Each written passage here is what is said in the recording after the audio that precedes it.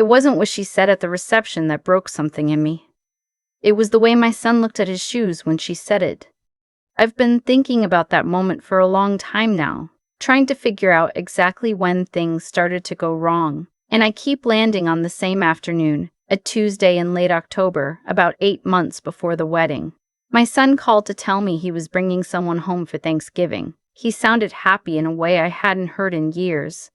Lighter, like he'd set something down he'd been carrying too long. Her name was Daphne. I want to be fair here. I want to tell this the right way because I know how easy it is to look back and paint everything one color. So let me say this. The first time I met Daphne, I liked her. She was sharp, funny, asked me real questions about my work as a physical therapist, actually listened to the answers. She brought a sweet potato pie she'd made herself. My son Leonard stood in my kitchen doorway watching her and me talk, and he looked so relieved, like he'd been holding his breath for weeks waiting to see if we'd get along. We got along. What I didn't account for was her mother. Charlene drove down from Connecticut for that Thanksgiving. She was polished in the way that takes real effort, the kind of woman who always looks like she just stepped out of a salon, even at 7 in the morning. She was warm to me that weekend, gracious even. We sat on my back porch after dinner and talked about nothing in particular. The neighborhood, the cold coming in, how fast the kids grew up. She told me about her late husband, how she'd raised Daphne mostly alone after he passed. I told her about raising Leonard on my own after my divorce. We had that in common. I thought it meant something. I found out later that it didn't mean what I thought. Leonard proposed to Daphne the following March. He called me first, before he asked her, just to talk it through. That's the kind of man he is. That's the kind of man I raised. He was nervous and happy at the same time, talking fast the way he used to when he was little, and had something important to say. I told him that if she made him feel like the best version of himself, then that was all the answer he needed. He got quiet for a second. Then he said, "She does, Mom. She really does." I hung up the phone and sat in my kitchen and cried. The good kind. The engagement was announced in April. By May, I noticed something had shifted. The first sign was small enough that I almost missed it. Daphne's mother had organized a brunch to discuss the wedding timeline, venue, budget, guest count. I found out about it when Daphne mentioned it in passing, something like, "Oh, didn't Leonard tell you? It's Saturday at 11. Leonard hadn't told me. When I asked him about it later, he looked genuinely surprised, like he assumed someone else had passed along the information. He apologized. I said it was fine. It happened again with the venue tour. Charlene had arranged for the three of them, herself, Daphne, and Leonard, to visit the venue on a Thursday afternoon. I work Thursdays. I've worked Thursdays for 11 years. When I mentioned that Thursday was difficult for me, Charlene said with a smile that didn't quite reach her eyes, "Oh, we thought you'd already seen photos online. We just needed to get the deposit in before the date was gone." The deposit, the date they chose, the venue I'd never set foot in. I told myself she was just enthusiastic, that she was a mother who wanted to be involved. I understood that. I was a mother who wanted to be involved too. But there kept being reasons I wasn't in the room. The florist appointment was on a Wednesday morning. I work Wednesday mornings. The tasting at the Cater were scheduled for the 1 week in June. I'd already told them I'd be in Savannah visiting my sister. The linen and centerpiece selections, the cake consultation, the meeting with the photographer, I missed all of them. Every time, there was a reason. Every time there was the something I couldn't argue with, because arguing would have made me look difficult. I started to understand that that was the point. Leonard would call me after each appointment, tell me how things went, send photos. He was trying, I could see that. But I also noticed that he never pushed back on the scheduling. Never said, "Let's wait until Mom can come." I didn't bring it up at first because I didn't want to put him in the middle. That was my mistake. I was so careful about not making things hard for him that I let things get very hard for me.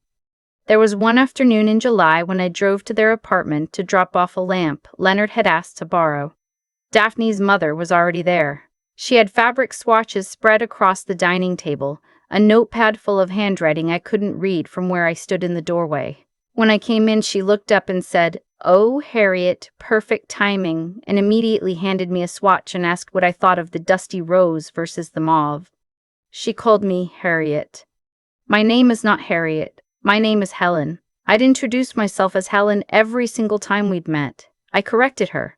She laughed and touched my arm and said, "Oh, I'm so sorry, Helen, of course. I've just been so scattered with all of this." And then she turned back to the swatches and kept talking to Daphne as if I'd already left the room. I looked at Leonard. He was looking at the table. I drove home that afternoon and sat in my car in the driveway for a long time. I wasn't crying. I was thinking. There's a kind of hurt that doesn't make your eyes water. It just settles somewhere behind your sternum and stays there. I knew what was happening. I knew, and I didn't know what to do with knowing. The months move forward the way months do when something is wrong, but you keep hoping it'll fix itself. Leonard and I still had our Sunday calls. We still met for lunch every few weeks. He was happy, or he was trying to be happy. Or maybe he was doing what I'd spent so many years teaching him not to do. Smoothing things over to keep the peace. September came. The wedding was in November. Charlene hosted an engagement dinner at her home in Greenwich. A real event. Catered. Flowers on every table. A photo booth set up in the corner. I drove up with my sister Bev because I didn't want to make that drive alone. When we arrived, Charlene greeted everyone at the door with a glass of champagne and a speech about how thrilled she was to be gaining a son. Those were her exact words. Gaining a son. I stood in her foyer, holding my champagne, and looked at Leonard across the room. He caught my eye and smiled, and it was a real smile, not a performed one. He came over and hugged me and whispered, "You look great, Mom." And for a while that night I felt okay. I sat next to Daphne's aunt, and we talked about gardening. The food was good. Leonard gave a toast that made Daphne cry, and she grabbed his hand and didn't let go. I thought, maybe I've been reading this wrong. Then Charlene gave her toast. She talked about watching Daphne grow up, about how hard those years were as a single mother, how she'd given everything she had to make sure her daughter had opportunities. All of that was true, and I respected it. Then she said something like, "And now Daphne has found a man who will give her the family she always deserved, a real family, a whole one." She looked right at me when she said that last part. Just for a second, maybe two. Then she looked away and smiled at the room and raised her glass. I kept my face still. Bev's hand found my knee under the table and pressed down. I didn't look at my sister because if I looked at her, I would fall apart. I looked at Leonard. He was looking at Daphne. He hadn't caught it. I didn't say anything that night. I drove home with Bev and she talked the whole way, keeping me company, filling the silence so I wouldn't have to sit inside my own head alone. When I got home, I changed my clothes and sat on the edge of my bed and thought about what a real family, a whole one, was supposed to mean. I raised Leonard alone for 16 years. I worked double shifts at the clinic when he was in middle school so he could go on the class trip to Washington. I showed up to every single one of his track meets, even the ones an hour and a half away, even when I was exhausted, even when it would have been so easy not to. I was real. I was whole. We were whole. I did not sleep well that night. In the weeks before the wedding, I threw myself into what I could control. I had Leonard's favorite meal ready every time he came by. I'd already bought my dress months earlier, a deep burgundy that Leonard had picked out with me, that he said was perfect. I'd arranged for his childhood best friend to fly in from Portland as a surprise. Those were the things I could do. Those were the things I did. The wedding was on a Saturday, first weekend in November, cold and clear. The venue was a converted farmhouse outside the city. Exposed beams, candles everywhere. The kind of place that looks like a painting when the light hits it right. I arrived early and sat in the second row, where the mother of the groom traditionally sits. That's what the wedding planner had told Leonard. Second row, left side. Charlene sat in the front row. Nobody said anything about it. There was a moment before the ceremony started where I saw the wedding coordinator glance at me, and then at Charlene, and then at her clipboard, and I knew she was deciding whether to say something. She didn't. I didn't either. I sat in the second row, and I watched my son walk toward the altar, and I told myself that none of the other things mattered. Just this. Just him. The ceremony was beautiful. Leonard cried when Daphne walked in. She cried too. The vows they'd written themselves were the kind you remember, specific and real, not generic. Leonard talked about a morning they'd spent in a broken-down diner in Western Maryland, how she'd made him laugh until coffee came out of his nose, and how that was when he knew. The room laughed. Daphne put her hand on his cheek. I let myself feel all of it. Then we moved inside for the reception. Dinner and dancing, and the whole room lit up with something that felt like joy. I was placed at a table near the back, family table B, the card said. Shirlene's table was front and center near the dance floor. I noticed these things. I noticed them and I let them go because my son was happy and that was what mattered. I was at the buffet table. The salmon was good. Leonard had told me months ago they'd chosen the salmon, when Shirlene appeared at my elbow. She had a glass of red wine in her hand and that particular look on her face that I'd seen before. Composed but deliberate, like she'd thought about this. She said, "You must be so proud. It's a beautiful wedding."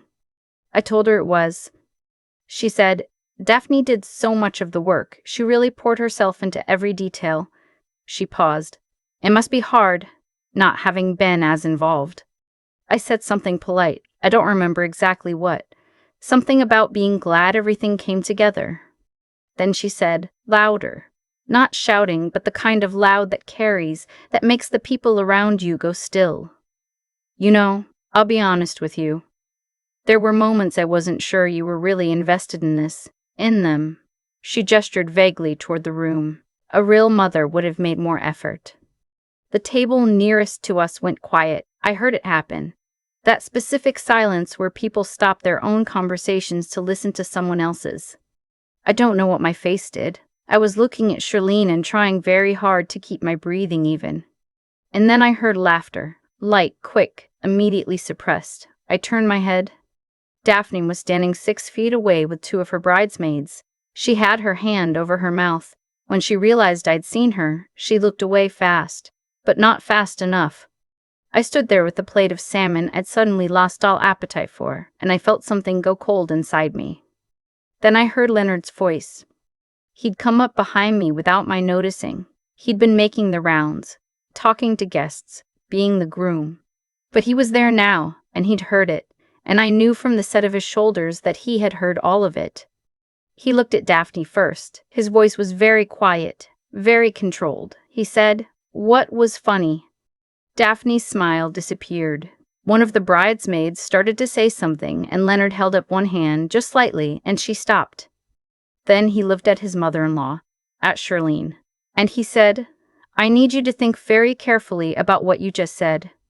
Shirlene opened her mouth. Leonard shook his head. He said, "My mother worked 12-hour shifts so I could have new shoes for school. She drove 3 hours round trip to every single track meet I ever ran. She didn't miss one, not one." His voice stayed level the whole time. That was the thing about Leonard. He'd always been the kind of person who got quieter when he was angry, not louder. "I don't know what you think you saw over the past 8 months, but I was there for all of it, and I know exactly what happened."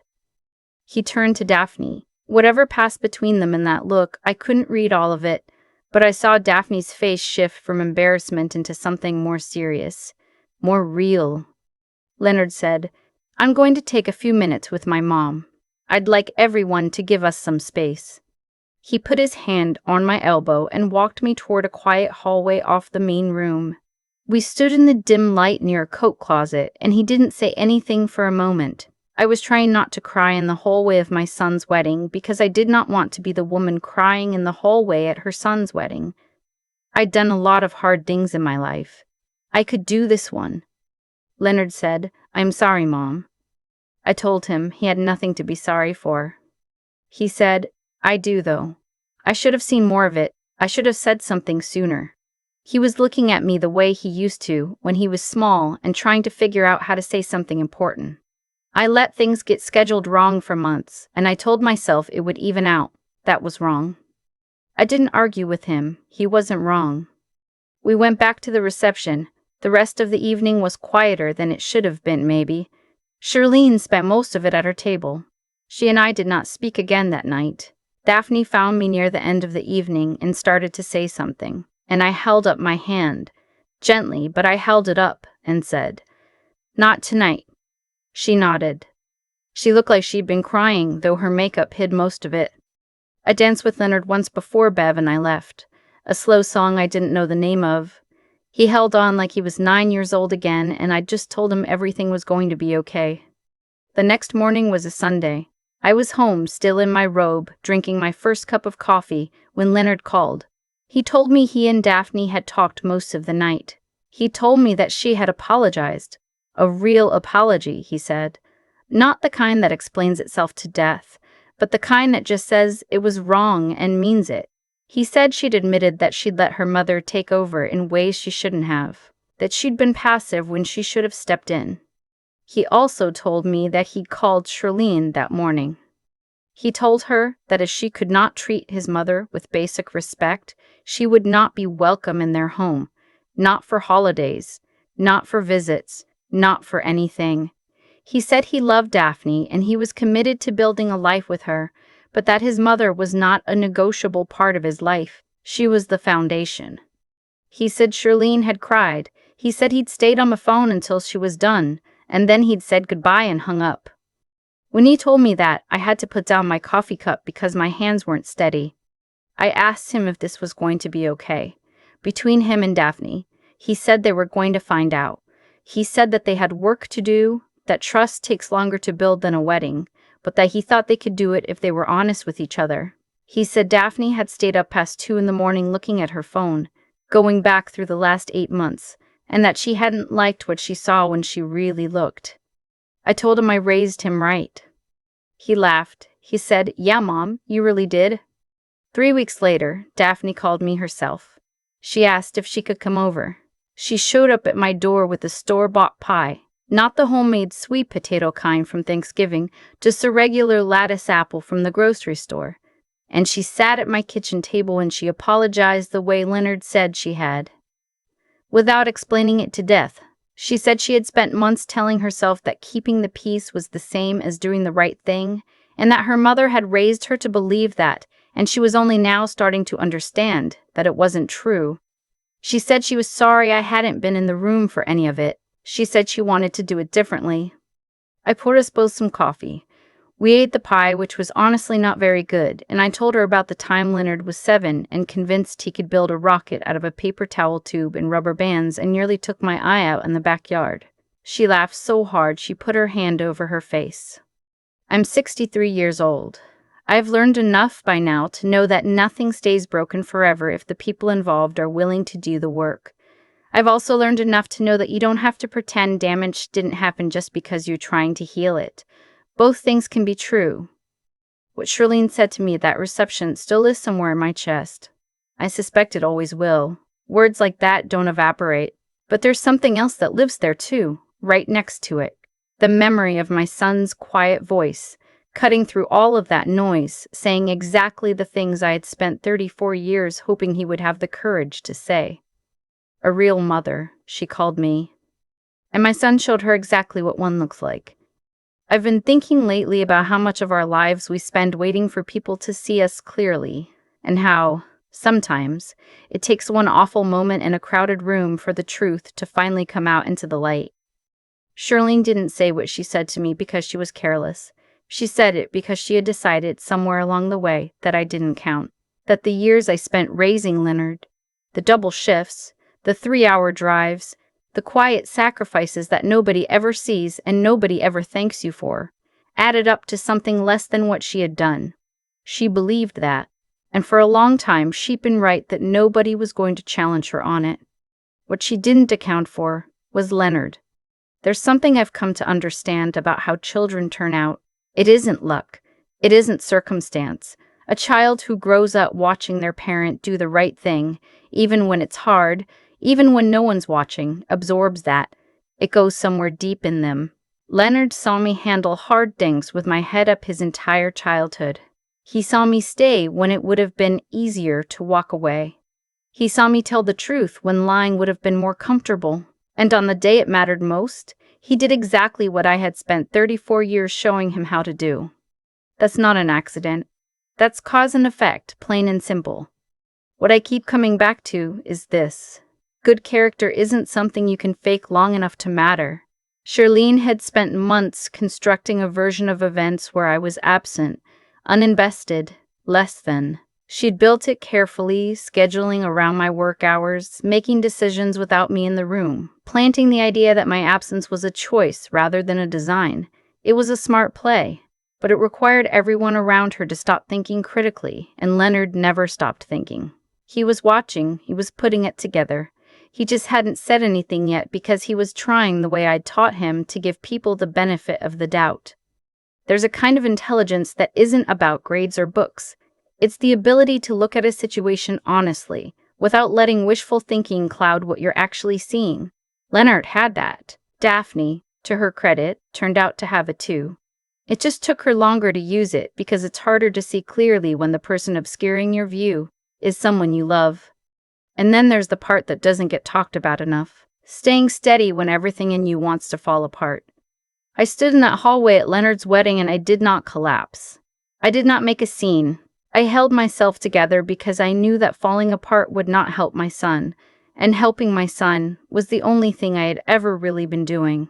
That steadiness, the kind that holds even when you're humiliated in public, even when you're exhausted, even when you're 63 years old and standing under fluorescent lights trying not to cry.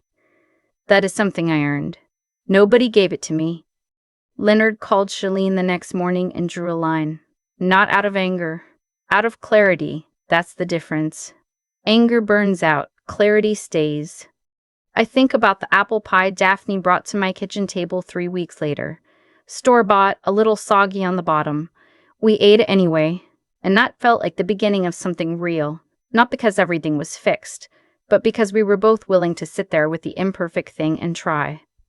That's what I want people to take from all of this. Not that everything works out, but that what you build in a person, the decency, the clear-eyed honesty, the backbone to hold a boundary when it costs you something, it doesn't disappear. It waits. And one day, when you need it most, it shows up. Leonard showed up. I raised him too.